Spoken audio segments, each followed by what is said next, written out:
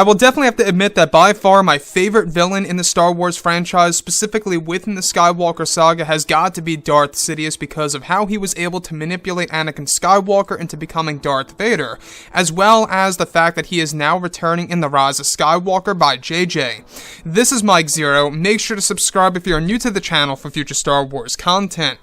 Now, what's really exciting about Episode 9 is that, yes, we do know that Ian McDiarmid is back, officially speaking, for the role of Palpatine to portray him once more at the very end of the Skywalker saga. Even Kathleen Kennedy herself said at Star Wars Celebration that this was in the cards since The Force Awakens. Now, these past couple of weeks or so, we've been learning a whole lot more about this film, and when it all comes down to one of the concept art descriptions, this is where things begin to get very exciting for Episode 9. Now, specifically, what's really intriguing about all of this is that a description of both Rey and Kylo Ren holding hands, where it's described that they are in a Force bond sequence, while Kylo Ren is using the ability of flow walking. This is where it's said that they are shrouded in darkness, where they begin to see and hear visions of the past, where it's said that eventually they begin to hear the laughter of Darth Sidious in the background, where they see a red, formless cloud confronting Supreme Leader Snoke in a purple/black uniform, while he is said to wear a strange mask.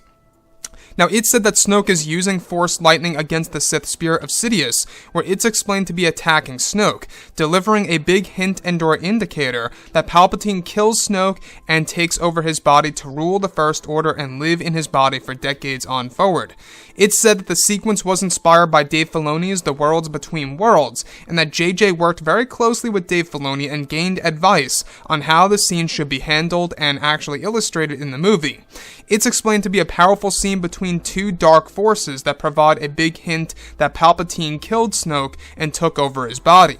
So let's go over a couple of parts about this. Now, we do know that this movie, by the way, is going to have by far the most twists and turns out of every single Star Wars film to date, and that even Eunice Watama, the man who portrayed Chewbacca in the sequels, actually said that this entire movie is a I did not see this coming moment, which really is a big and bold statement as to what's coming our way for The Rise of Skywalker. So let's go over the flow walking technique. In case you guys are a little out of the loop here, the flow walking technique is essentially time travel that Kylo Ren is going to use. Basically, this was already used in the EU, also known as Legends, by the original version of Ben Solo known as Jason Solo, where you essentially are able to time travel to the past and experience aspects of the past elements of the Star Wars universe. Now, in this particular scenario, both Rey and Kylo Ren are doing this while they are actually linked to each other using the Force bond, where Kylo Ren is still able to use the flow walking technique, where they are able to see visions of the past and even the future.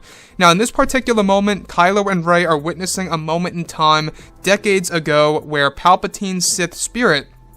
is actually said to be attacking Supreme Leader Snoke, where he is said to be in a purple and/or a black outfit. Now, I'm not quite sure exactly why Snoke is in a different outfit. This could very well have something to do with how Snoke went through many different identities over the years. In case you guys did not know this, Snoke is roughly 800 years old, and throughout the years, he actually lived throughout the Old Republic, by the way, but throughout the years, throughout the decades and the centuries, he actually went under different identities. So in this particular moment, we have a big hint that, of course, Darth Sidious himself killed Snoke and took over his body and ruled as the First Order, as of course Supreme Leader Snoke. So what I love so much about this is that this is a moment in which Kylo and Rey are learning a certain truth about Snoke and Palpatine while they are using the flow walking technique. The biggest question of all is, well, do Rey and Kylo Ren even know that this red shapeless cloud is actually the Sith spirit of Sidious, or do they just view it as a regular Sith wraith?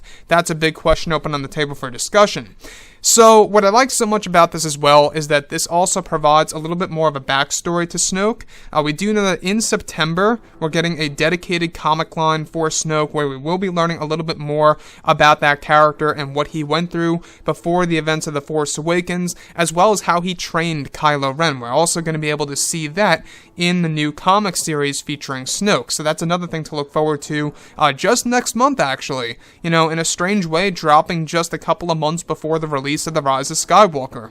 So the last piece that I do want to go over